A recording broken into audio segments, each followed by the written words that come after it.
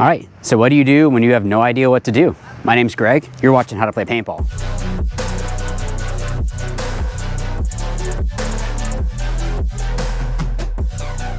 What I wanted to do was go through some ideas for you on how do you even set up a drill day or a practice. So depending on when you get out to the field, there might be no one here. That's actually not a bad thing. That just allows you to have a lot more freedom to be able to adjust, and whatever it is that you wanted to work on, now you don't have to work in other people.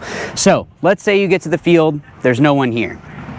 What I would do is focus on what was it that last weekend or last event, whatever was the last time that you played, what was my weak point? What was it that was the issue? That's the thing that you should be focusing on to make sure that you are making that now a strength. So defeat is not a bad thing.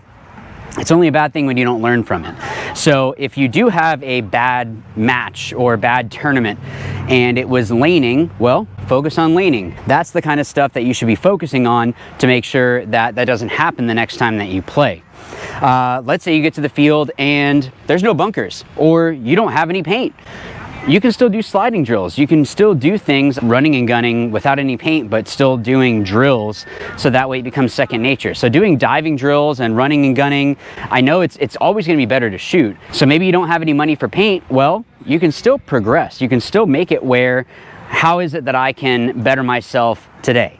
Depending on if you have paint or you don't have paint. If you get to the field and it's not blown up, okay, well, laning and running and gunning is something that you can do. Maybe you do have bunkers all over the place like I have here, but you only have one target, okay? Well, maybe snap shooting and doing some running and gunning from there, that could be something that's beneficial.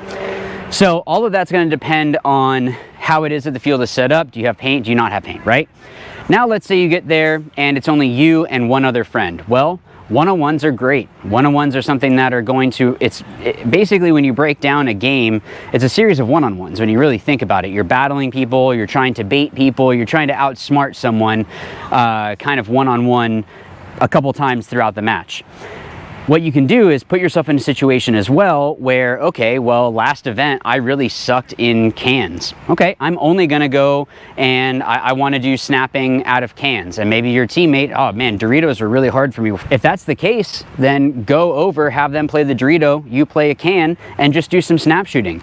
Or, okay, well, I don't usually play the snake, so let's do some snapping or some snake drills that we can do together. When you have someone there that can watch you, that is a huge, huge advantage.